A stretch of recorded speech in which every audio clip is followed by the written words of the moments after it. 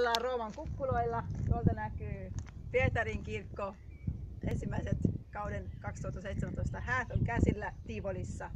Täällä on aivan upea paikka tämä Agriturismo Cerquetta, jossa huomenna juhlitaan suomalaisia häitä. Nyt on hääparin kanssa katsottu kaikki läpi. On käyty Kunnantalolla, kukkakaupassa.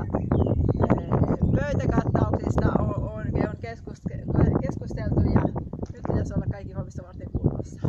Ja nyt lähtee kyllä tästä Wedding Plannerkin tuonne Tivoliin maistelemaan Tivolin herkkuja ja rentoutumaan, valmistautumaan huomista hääkoitosta varten. No niin, nyt ollaan täällä Tivolin kunnantalon edessä. Odotellaan morsianta, että voidaan antaa heille tämä aivan ihana kukkakimpumme, jonka tuosta haimme. Ja nyt on jännät paikat. Kaikki on valmista.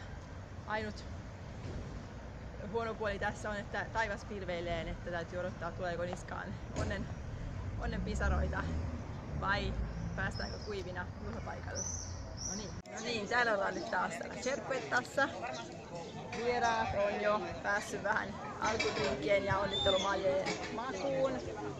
Sää on nyt suosinut onneksi. Muutama onnen tippa tuli, mutta niin nyt paistaa aurinko upeasti. Täällä ollaan valmistautumassa alkupaloihin. Tuolla on näitä pöytiä.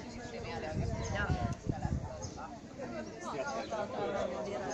päästään käsiksi antipastoihin ja siitä se lähtee sitten juhlaa on tarkoitus viettää sitten tanssimerkeissä ja syötävän ja juotavan merkeissä tonne myöhään yöhön.